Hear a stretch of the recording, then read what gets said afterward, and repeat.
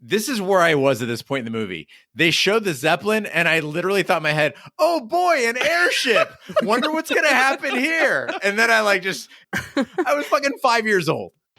Remember when we first met John McClane? Argyle picked him up from the plane and took him down the Nakatomi Tower at the Christmas party.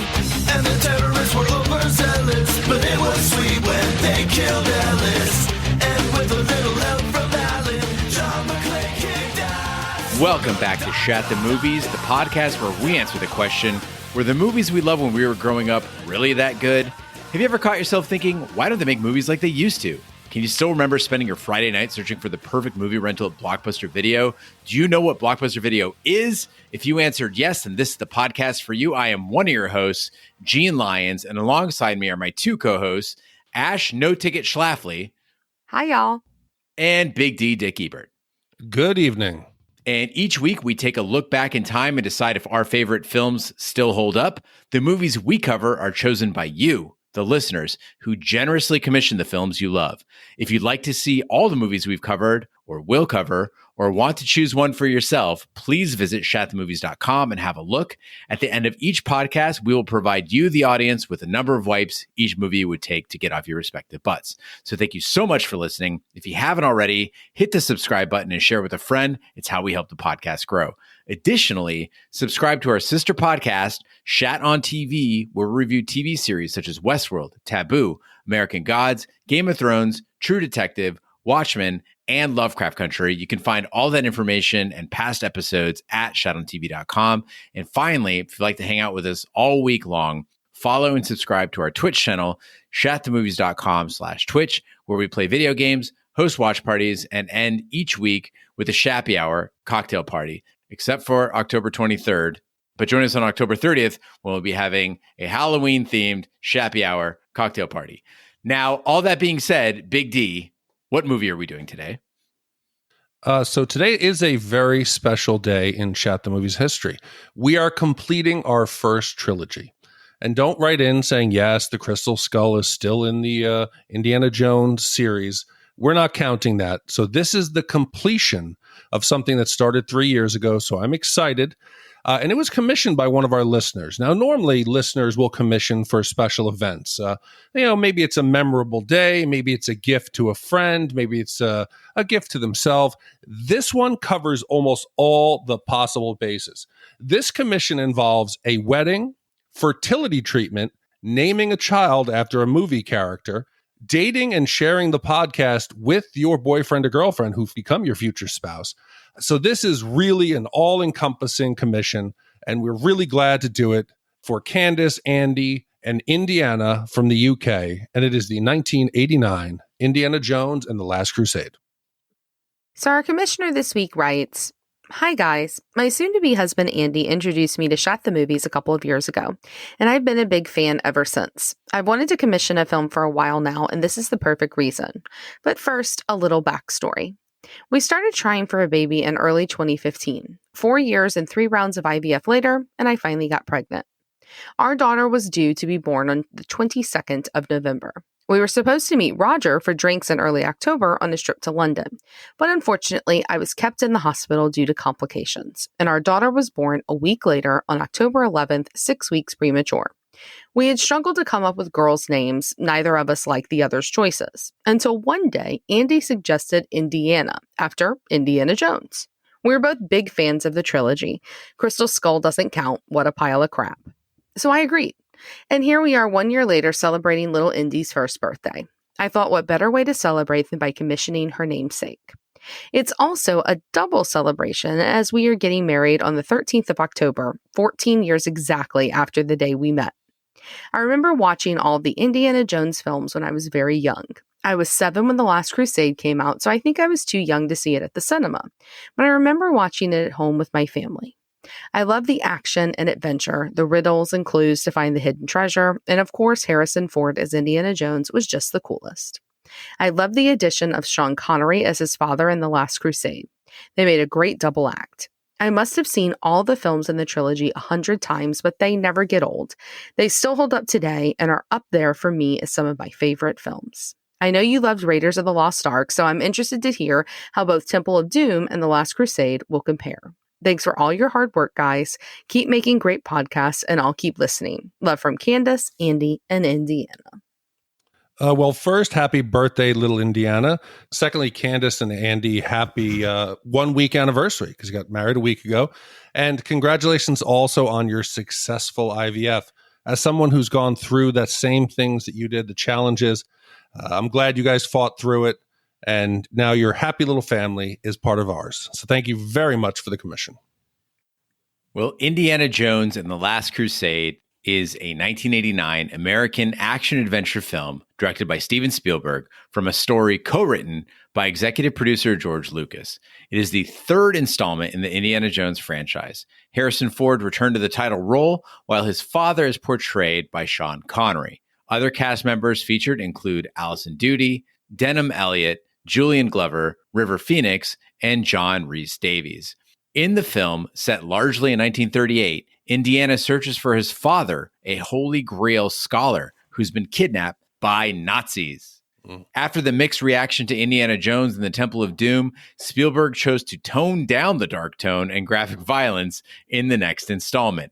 The film was released by Paramount Pictures in North America on May 24th, 1989, to mostly positive reviews, and was a financial success, earning $474 million at the worldwide box office. It won an Academy Award for Best Sound Effects Editing. Now, Big D, Ash, I have never seen this movie, but you guys are fans.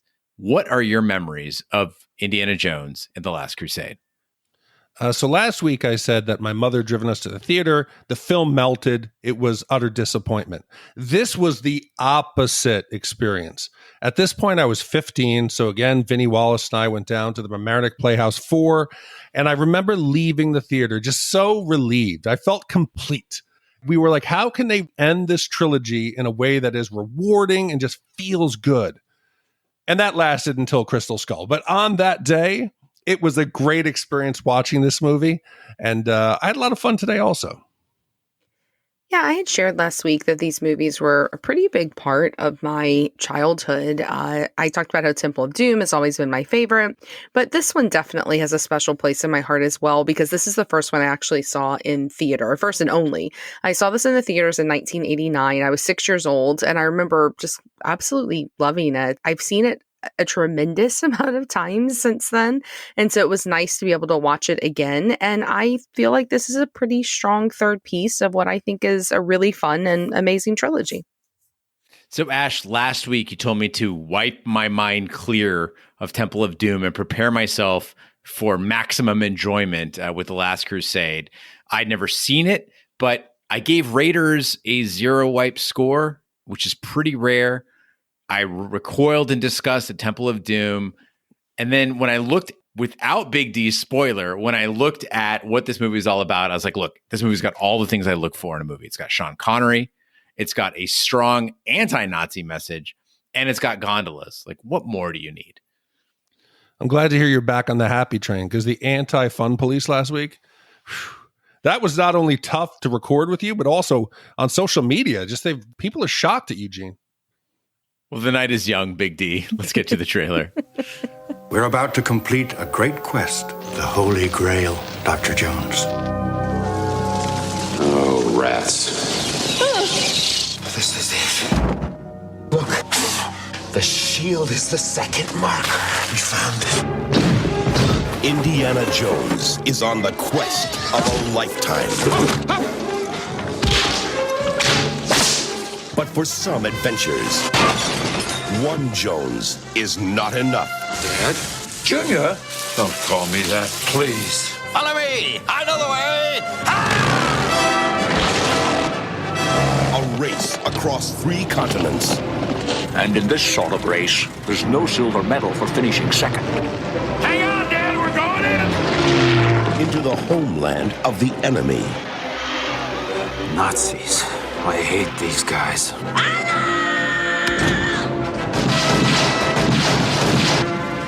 Our situation has not improved. In his search for the Holy Grail.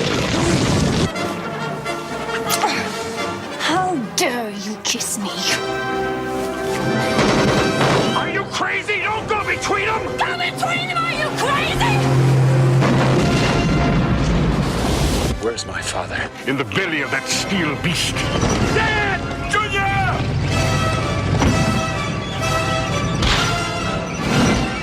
You call this archaeology? The quest for the Grail is not archaeology. It's a race against evil. Germany has declared war on the Jones boys. Those people are trying to kill us. I know, Dad! It's a new experience for me. Happens to me all the time.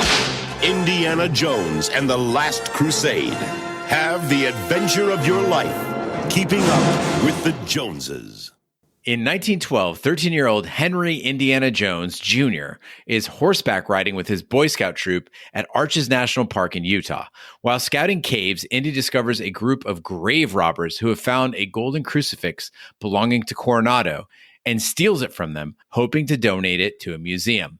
The men give chase through a passing circus train, leaving Indy with a bloody cut across his chin from a bullwhip and a new phobia of snakes. Indy escapes, but the local sheriff makes him return the cross to the robbers, who immediately turn it over to a mysterious benefactor wearing a Panama hat. Impressed with Indy's bravery, the leader of the robbers gives Indy his fedora to encourage him to not give up. So, Gene, in the notes of the movie, you mentioned that there was some pushback after Temple of Doom. It was dark. So, as a result of that, in this movie, they push the complete opposite way.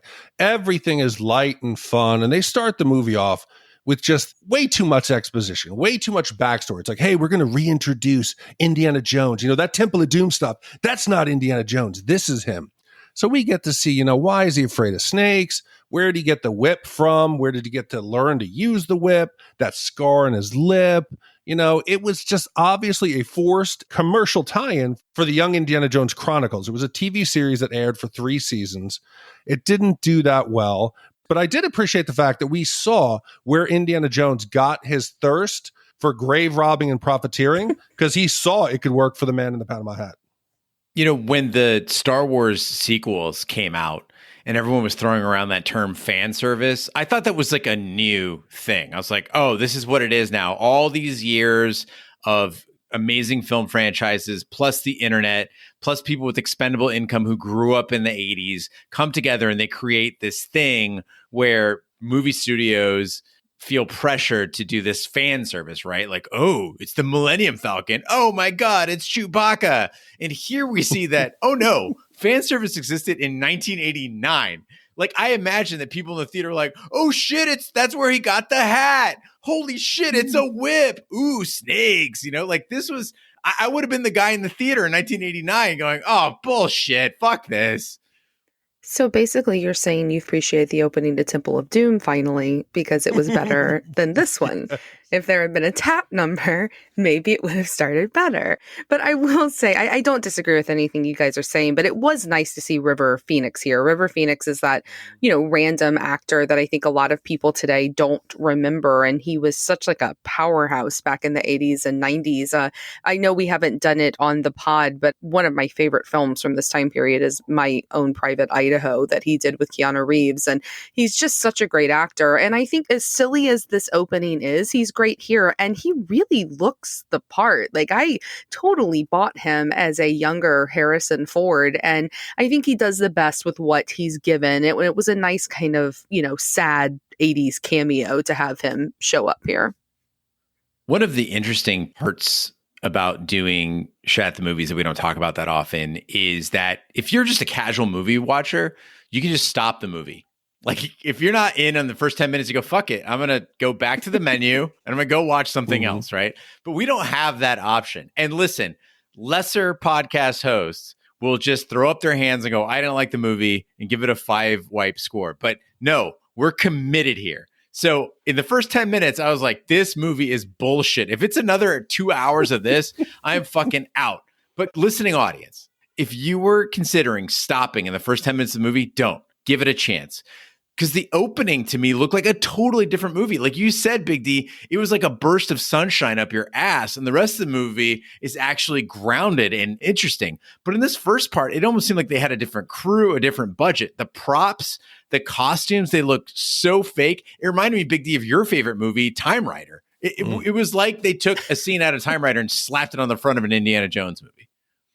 Well, and you made the comment, Gene, last week about how in Temple of Doom, you thought Temple of Doom also looked plastic and fake and that it looked like a theme park ride. And I think that definitely applies here. I think that the beginning looks like a ride. It actually looks like the part of the film that they would turn into like the roller coaster experience at Universal. Like, come on a journey with young Indy to find out why he's afraid of snakes, right? Like the birth of Jones or something like that. Like it feels like it was designed by people who were designing a 15-minute experience. And also the special effects in the opening are really strange because I was actually laughing out loud in the scene where now Indy is an adult and he's on this boat in some unnamed ocean.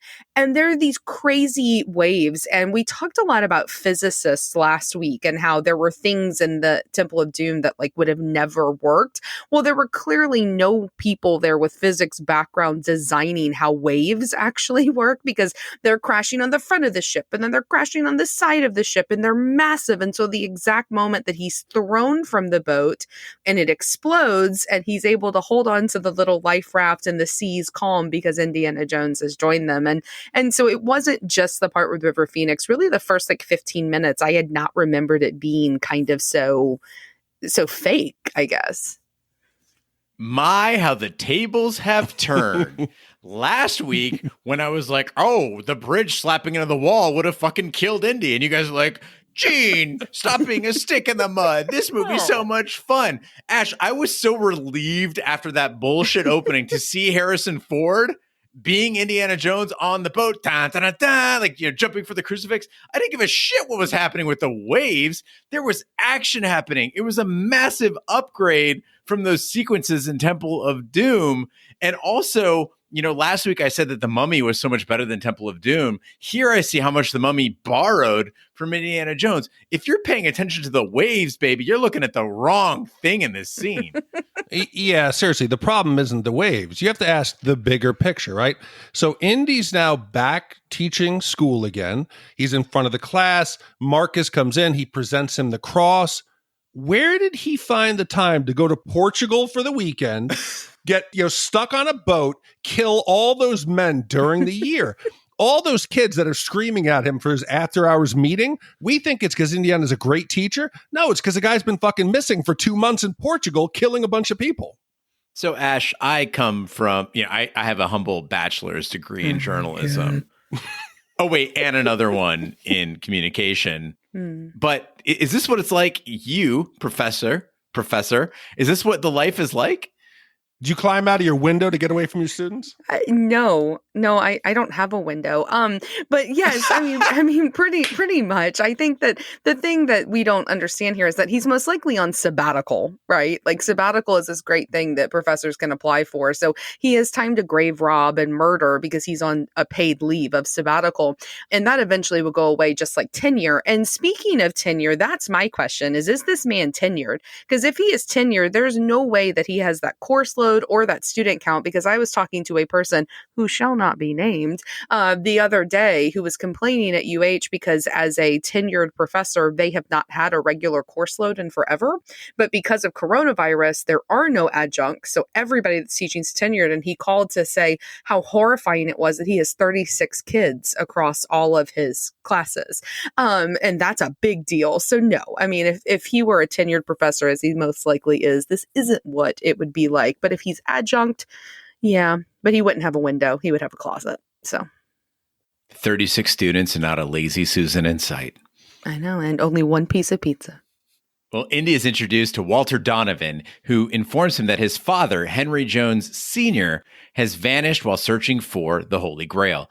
Indy receives Henry's Grail diary via mail from Venice, Italy, and heads there with Marcus, where they meet Henry's Austrian colleague, Dr. Elsa Schneider.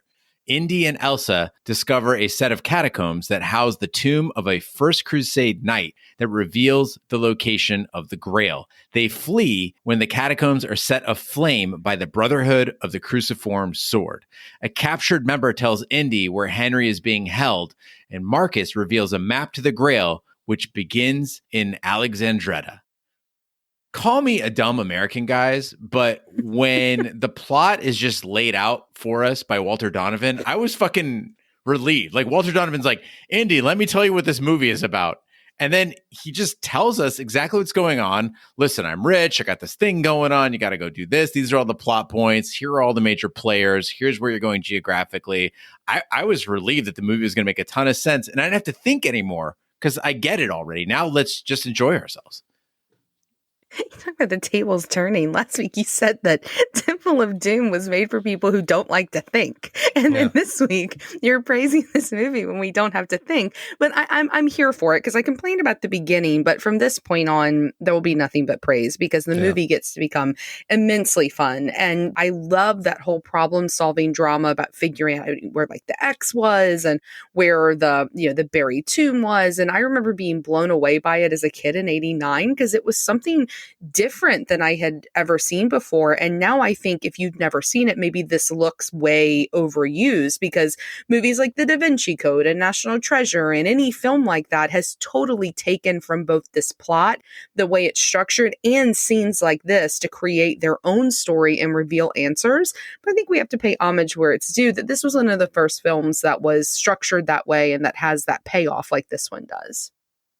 And it's such an upgrade from Temple of Doom. Temple of Doom, like the biggest puzzle Indy had to figure out was like push on some marble titties and you find, the cavern, right? In this case, like he had to do some brain work. Although when he got to the top of those stairs and looked down at the X, it's a pretty fucking, I thought it was going to be like the light shone down and there was a code. It's just like, no, it's a giant fucking X on the floor, which if I had walked into that room, the first thing I would have said was, what the fuck is this X doing here?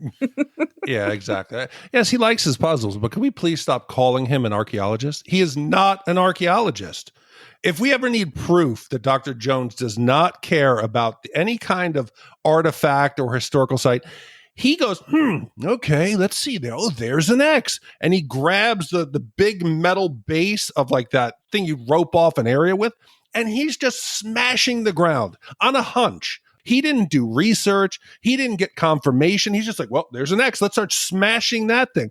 Then he goes down into the catacombs.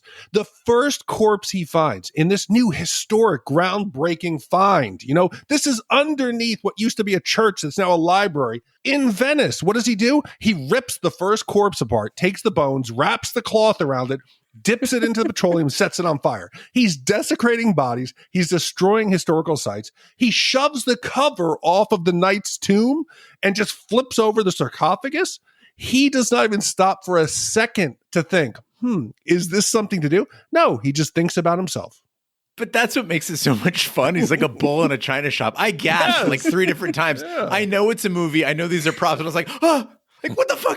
What are you doing? And then the best part is he literally notes that they are in a tunnel full of petroleum. He's like, I could just bring an oil rig in here and be a millionaire and retire. What does he do?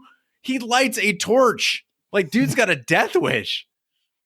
Well, and I know last week we talked about how Jones was, Indiana Jones is a lot more clumsy in Raiders than he was in Temple of Doom. I think, Gene, you compared him to James Bond rather than John McClane. Well, we get more John McClane in this one than we do James Bond because that clumsiness is back. I mean, I love the comedy that starts in this part of the movie because when he's trying to break through those stones all suave and then he just kind of like falls into those catacombs and the rats are everywhere. He's got this bumbling side to him that's so immensely charming, and it's back in this movie. And I have to say, I hate it when you're right, but I think that you're right that charming piece was missing from Temple, and he's a lot more fun to watch in this one than he was in the Temple of Doom. Yeah, and it allows us to accept things that don't make sense. Like, for instance, if you're being chased by mysterious people who are shooting at you and you're on a boat and you manage to capture one of them and then you just drop them off like you're the fucking water taxi. Like, and he's like, who are you? Kazim? He's like, yeah, I'm part of a special order. And he's like, I don't really need to know any more about that. Where can I drop you off? Oh, here you go. Kazim takes off, hopefully to become a bigger character. Spoiler alert, he doesn't. Yeah, well, but one person that does become a bigger character in this is Elsa. And so we've got Marion in Raiders, you've got Willie in Temple of Doom, which is we all talked about and kind of agreed that she's a step down. And then you've got Elsa in this one. And so watching Indy with Elsa, you also get a bit more of that bumbliness. He isn't quite as suave with her as he tries to be with Willie. And there's a scene in here that people look at with through a 2020 lens and they're like, oh, well, he kissed her without permission. But I think it's so well. I'm serious. It's like it's something just well, it's something people talk about, but I love They're that crazy. She kisses him back, right?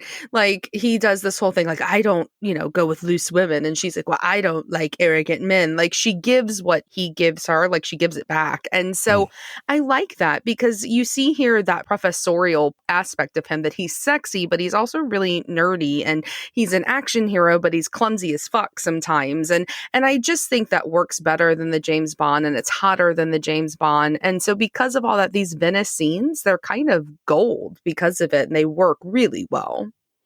Okay, so Gene, I gotta ask you, last week I may have let a little cat out of the bag by telling you that Indiana Jones was gonna have sex with a Nazi. Did you not see this coming, or did I spoil the movie for you?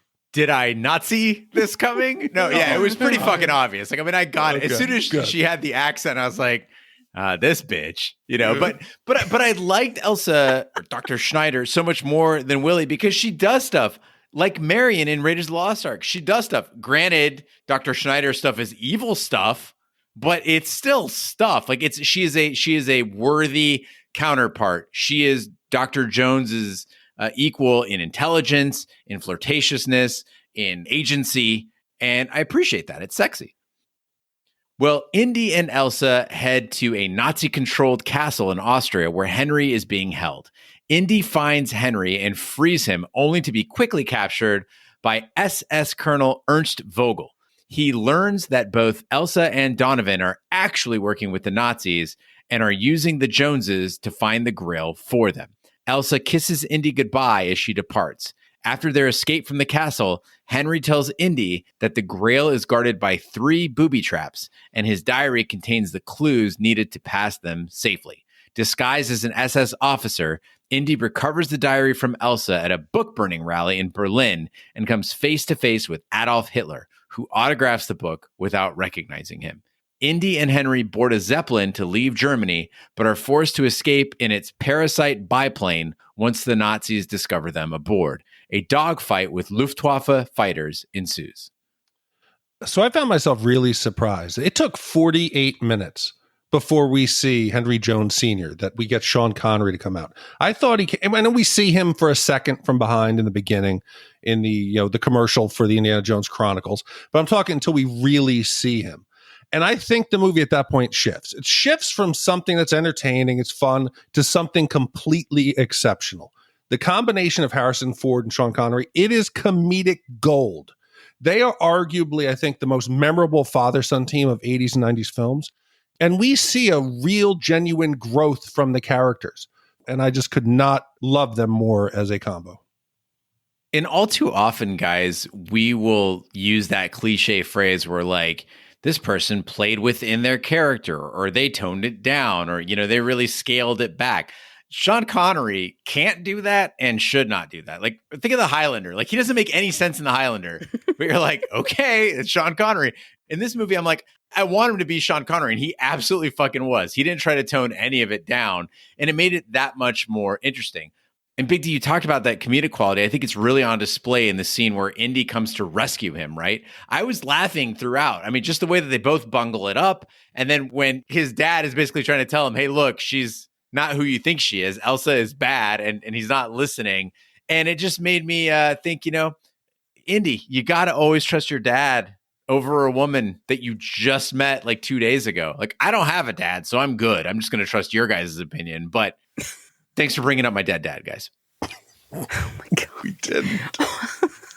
So much of Temple of Doom has humor that I thought was more charming than it was on rewatch, but I have to say that was not the case here. Like you were talking about Gene and Big D, like the humor just works, and Connery and Ford have better chemistry than Harrison Ford does with any woman I've ever seen on screen. Like they just have this beautiful chemistry together, and the jokes are so fucking cheesy, but they work. I mean, the reveal that Elsa's had sex with both of the Jones boys, that is so well played. And if that was done in any other movie, like Paul Blart Mall Cop, like it wouldn't work, right? Like that's the spectrum. Right. It's Indiana Jones, Paul Blart. And so if it was done by Kevin James, you'd be like, fuck you, Kevin James. But here you're just like, oh, they're so hot and cute together, because Sean Connery's fucking hot in this movie and it works. And, you know, the way that Indy responds to his name Junior, y'all, when Henry Sr. slaps him and says, you know, you won't, blaspheme, I fucking laughed out loud. It is so well done. And I don't know if there's any other pair, not just father-son, but also buddy cop, other than maybe Riggs and Murtaugh from Lethal Weapon. There's not many other that work better than this one does. The funny parts are there, but it's not all slapstick and hijinks. There's some intense moments. That slapping and the blasphemy comment, he says the search for the Grail, it's not archaeology, it's a race against evil. There is some tension behind it. When Indiana and him are talking about, you left when mom died, and he says, I left you alone to be your own man. They're really going into the characters themselves and what's deeply rooted in their relationship. When Indiana, spoiler alert later on, he thinks he's died, he says, I never told you anything. There's an honest growth in there. But the silly side, if you're reading this script, they were playing with fire. This could have gone really wrong. If I said to you, hey, in this movie, Indiana Jones, he's going to get Hitler's autograph at a Nazi book burning in Berlin. Okay? Sold. Then he's going to go jousting on a motorcycle. He's going to take a Nazi colonel. He's going to throw him out of a Zeppelin because he says he doesn't have a ticket. Then they're going to get into a biplane, and Senior is going to turn around and shoot their own tail off, and he's going to turn around and say, son, I'm sorry they got us. Then they're going to weaponize birds. A plane's going to crash into a mountain tunnel. It's going to pass them. It's ridiculous. But because the chemistry works, this all becomes incredibly fun. And you guys know I'm a noted cynic. I'm the first person to say, oh, God, like these two. Oh, God, none of this makes sense.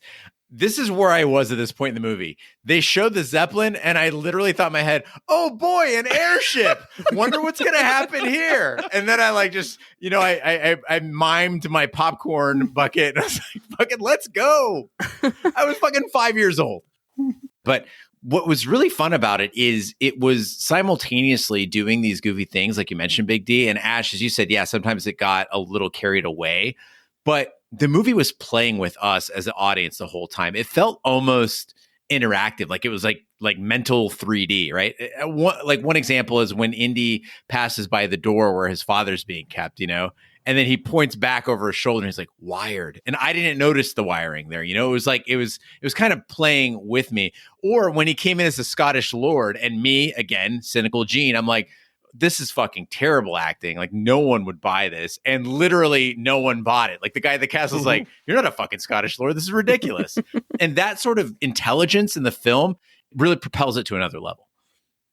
Well, Indy and his father meet up with Salah in Hatay, where they learn of Marcus's abduction. The Nazis have been equipped by the Sultan of Hatay and are already moving toward the Grail's location using the map possessed by Marcus.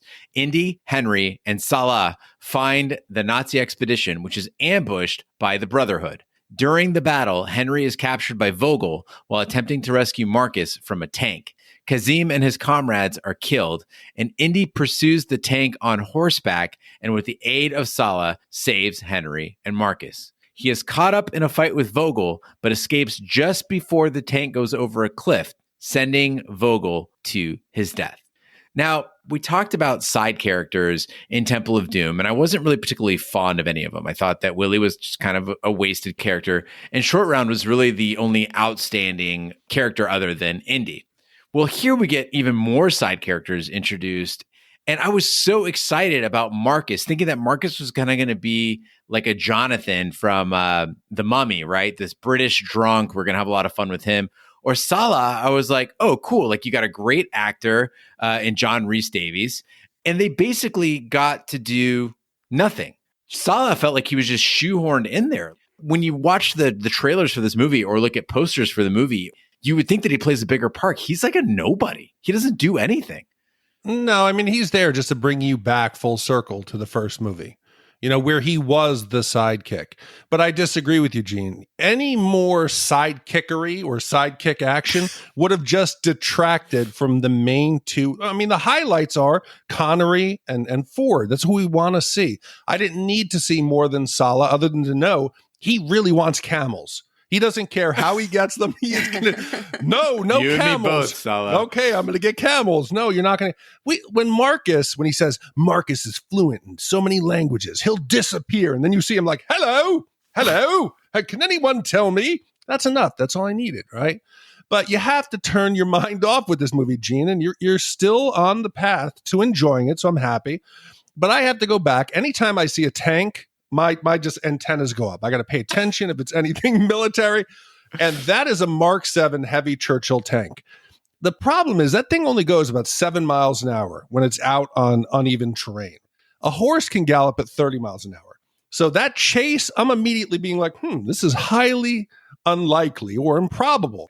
So then Indy finally gets up, he gets on top of the tank and he has a really cool kill where he lines up the 3 Nazis. He shoots them with a single shot. My question is, why don't you just stop the tank? You've got Indiana Jones on top of the tank. He is surrounded by Nazis. There's a truckload of Nazis next to them, but instead they keep driving. Why wouldn't you just stop and get Indiana Jones? I think this is a statement, Big D, on the difference between the Nazis and the free world, right? Well, the Nazis had the technological advantage and perhaps the more of a militant mindset, but the freedom represented by a man in horseback on his fedora overcame the fascist regime. It was metal versus earth, and earth won this fight. Oh my God. Well, and this scene has what I think is the best gag, maybe in all 3 Indiana Jones films, where, you think that Indiana Jones has died by falling off this cliff. And you mentioned earlier, Big D, Sean Connery's got these really, dramatic lines and they're all standing there. And this joke works so well because Sean Connery and Harrison Ford are real legit actors. You feel like this anguish from Sean Connery. It's not comedy in that moment. And then Harrison Ford, looking beat up, walks up and he's confused as what they're looking at. And he leans over and he's looking too. And it's so fucking funny. I laughed out loud. And I think it's a really beautiful scene that kind of encapsulates why Indiana Jones is so beloved, because you've got comedy mixed with drama, mixed with adventure, and they don't make a lot of movies that combine those genres well anymore. I totally agree, Ash. That unique blend, this is something, it's a lost art, right? I mean, we saw this in the 80s, but if you think of it now, these action adventure movies don't really have a moment where the entire theater erupts in laughter, right? I mean, you have it sometimes with like these Avenger movies, but it's usually like a cynical laugh, right? It's like somebody said something shitty to another person, or there was a punchline that was delivered with this precision. And in this case, it is straight up, as you said, it is performances. Even the way it's shot, right? Where Indy's climbing up from a different part of that cliff and we're all in on the gag. They literally from off screen just throw his hat back on him. And I was fucking laughing. It just rolls up in the dirt. And I was like, okay, they get it too. Like, again, the movie understands what I'm watching for. And it's like, hey, Gene, like, we got you. Don't worry about it. Enjoy the fucking film. Well, the group catch up with the surviving Nazis led by Donovan and Elsa, who have found the temple where the Holy Grail is kept, but they are unable to get past the traps. Donovan shoots and mortally wounds Henry in order to force Indy to find the Grail and use its healing power to save his father. Indy safely overcomes the traps and reaches the Grail's chamber, which is guarded by a knight, kept alive for 700 years by the power of the Grail, which is hidden among dozens of false Grails. Only the true Grail grants eternal life, while a false one will kill the drinker. Indy drinks from a simple wooden cup that proves to be the true Grail. He fills the Grail with holy water and brings it to Henry, healing him instantly. Elsa tries to take the Grail with her, causing the temple to collapse around them. When the Grail falls into a chasm in the floor, Elsa plummets to her death trying to recover it. The Joneses, Marcus, and Sala escape the temple and ride off into the sunset as the Grail Knight watches them leave.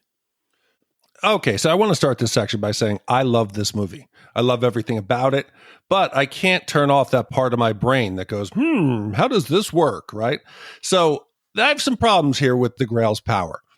The knight, he's really old, but isn't the Fountain of Youth supposed to keep you young? What's the point of immortality if you're going to turn out into this decrepit old man who's just stuck inside this cave?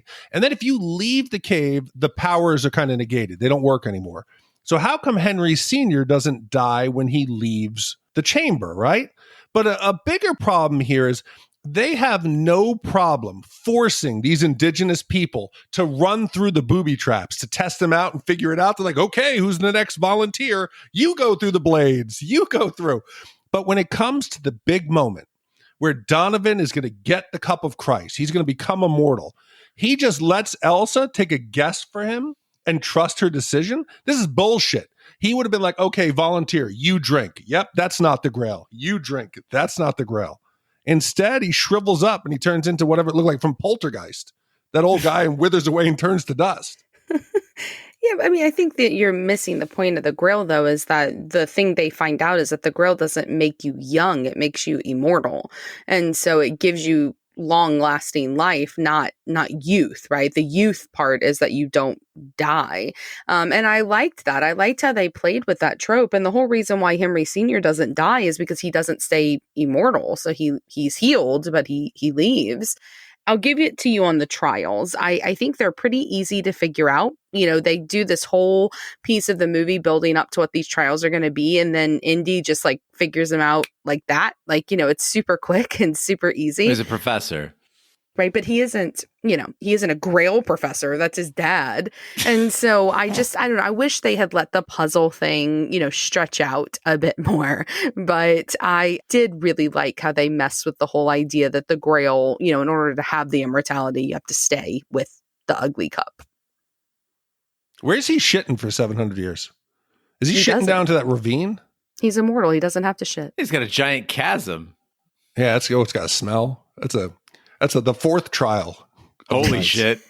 Oh, geez. Okay. I will say the other piece of this that I just don't buy is somehow this Grail cave is like super small, you guys. Like it's like the size of my house, because somehow Indy's father can lay there bleeding to death and dying and can tell him what to do and hear what he's doing. So I do think that the trials also are a little too close together to buy, but that leap of faith, it still looks pretty amazing in 2020. It did look great, Ash, but I gotta rewind a second. You're saying it's not that big. It's the size of my house. Your giant ass house. Yeah. My house is not, how many times have we been over this? My house is not that much bigger than yours in square footage. You have a solarium. Yeah, but everybody has 10-foot ceilings. Oh, whatever. I do have museum gallery ceilings, but. Yeah, I do too, actually. It's guilty.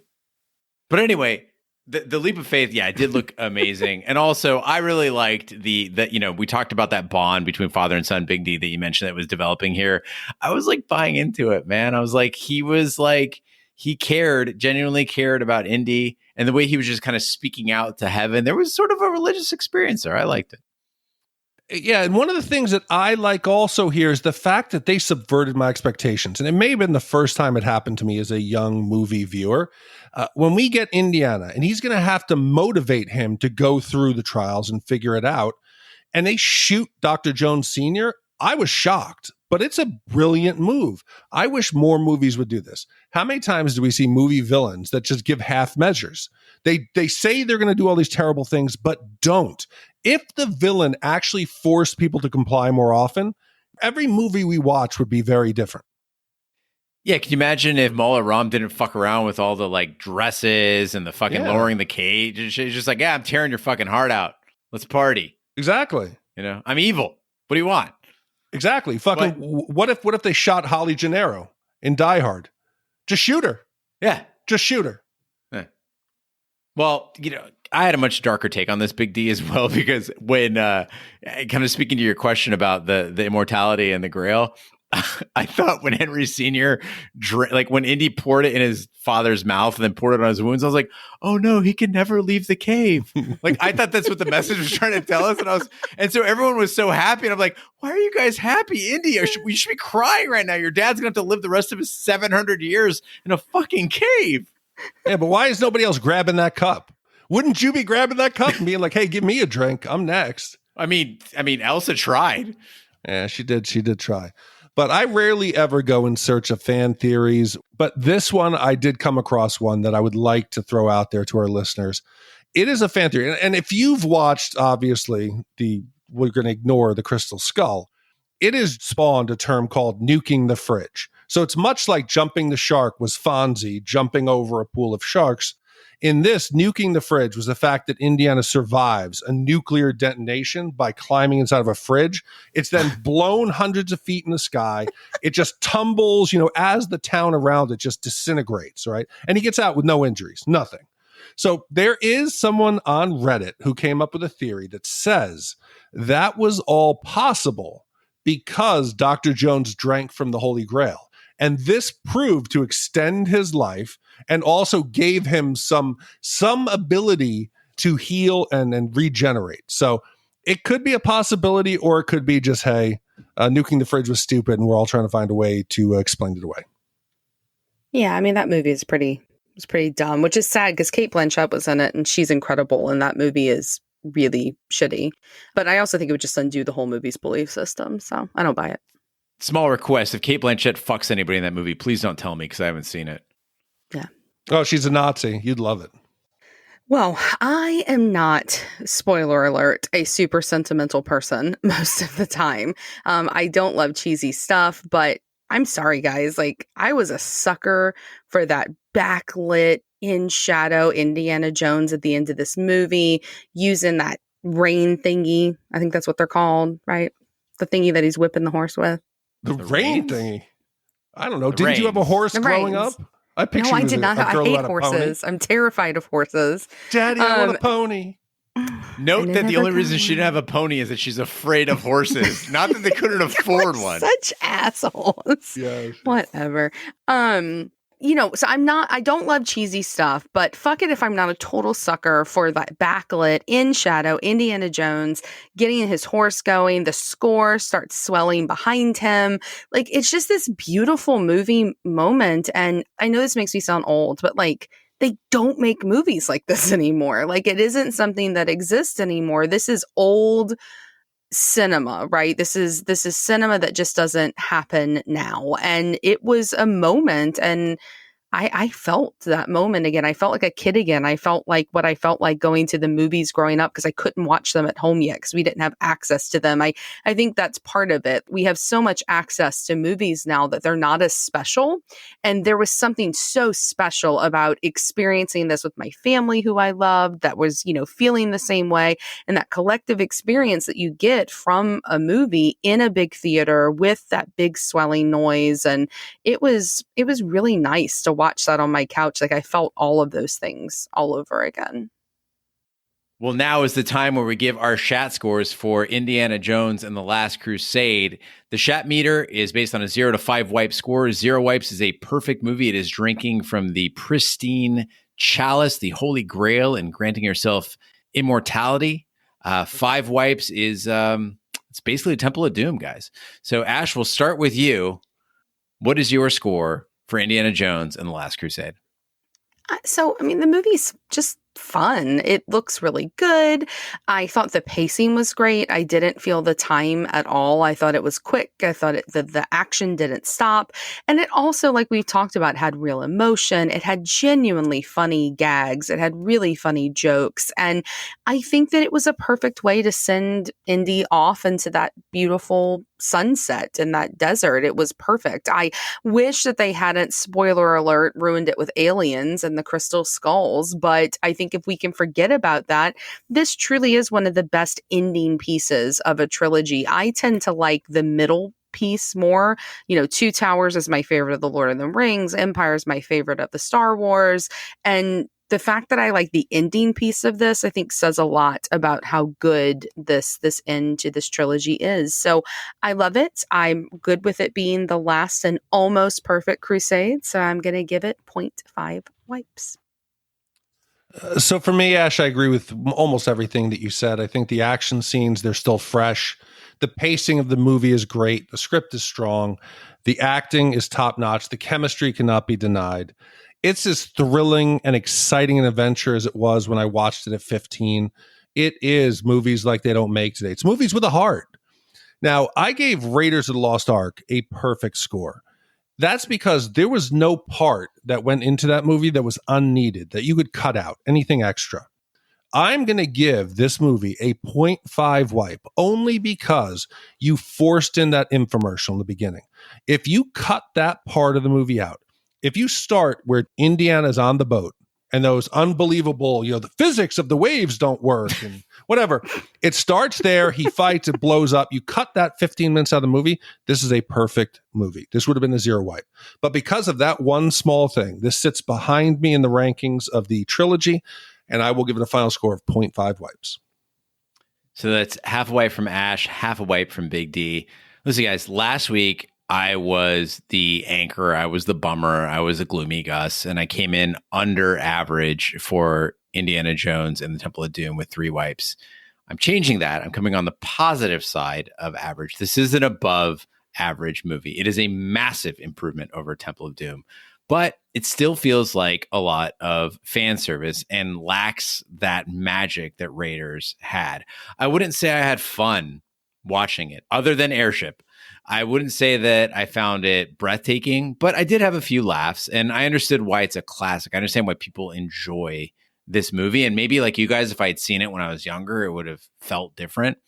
And maybe if Raiders had never been made, I would like this more. But I think that lightning rarely strikes twice. And this is a trilogy that didn't necessarily need to be made. I think that you could have just had the one movie, Raiders of the Lost Ark, and I would have been perfectly happy with that. Plus, of course, the Indiana Jones ride.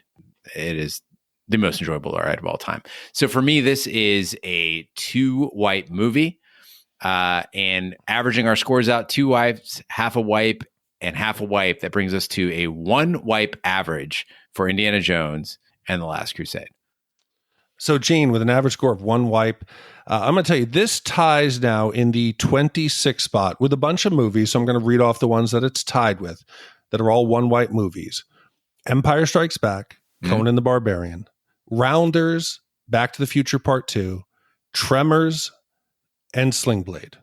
So this is in a group of films that I feel comfortable with it. And I don't know how you give it 2 wipes, but it made me happy. It's why I go to the movies. Listen, I mean, any movie that can say it's tied with Empire Strikes Back should be very, very proud, of that score. Great. So, I mean, Rounders was a surprise to us, but I think that, Empire Strikes Back is, and Rounders is a good score, don't get me wrong, but it was a surprise to us. Empire Strikes Back, I think, was no surprise to us. That 1 wipe is that level of quality in a movie, and there's nothing to be ashamed of there at 1 wipe. I would be very proud to write, direct, star in, or just be Sala in a 1 wipe movie. Agreed. I just got to go back and check the score on Tremors. I don't know how the fuck that happened. Because it's a great fucking movie.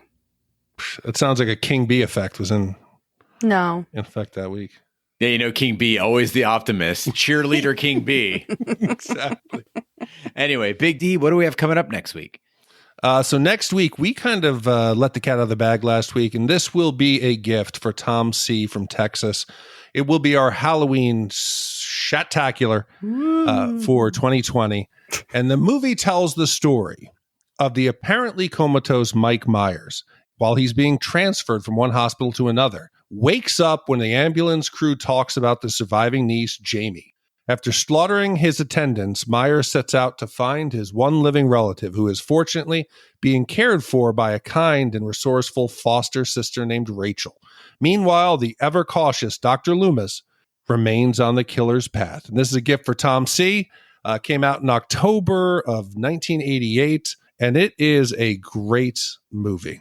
And it will be a perfect addition to our Shatacular Halloween specials. Well, thank you so much, Candace, Andy, and Indiana for commissioning Indiana Jones and The Last Crusade. And thank you to all the commissioners who make this podcast possible. That concludes this week's episode of Shat the Movies. Be sure to follow us on social media and share with a friend. We're on Facebook, Twitter, Snapchat, and Instagram at Shat the Movies. You can email us, hosts@shatthemovies.com, or leave us a voicemail at 914-719-SHAT. You can also support the podcast by shopping our Amazon affiliate link, completing a free anonymous survey to help attract advertisers, buying our merch. We have t-shirts, we have mugs, we have stickers, or by commissioning your own movie. Find all the information by visiting our website, shatthemovies.com. Also, you can check out our sister podcast, Shat on TV, where we review TV series such as Lovecraft Country, Westworld, True Detective, Taboo, American Gods, Game of Thrones, and Watchmen. You can find all that information on our website, shatontv.com, where fine podcasts can be found, including iTunes, Google Play, Stitcher, and YouTube. Be sure to subscribe, and if you stop by iTunes, please be sure to leave a 5-star review. That helps the podcast grow. Also, if you're listening right now on YouTube, send a very, very nice message to Ash, because she is the one taking care of our Shat on TV YouTube comments, and she needs the love, guys. It is a thankless job. On behalf of my co-hosts, Big D, Dick Ebert, Ash Schlafly, and the King Bee, I'm Gene Lyons. Be sure to join us next week for the following spooky-ass movie. Been the same.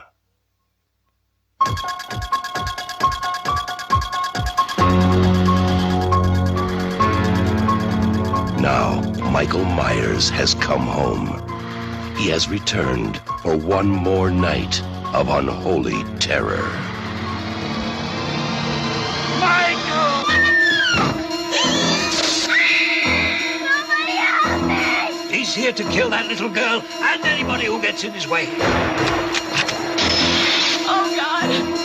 Who's gonna be next?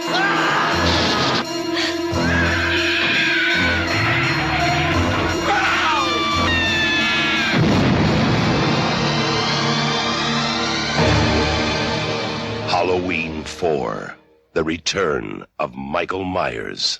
Maybe nobody knows how to stop him.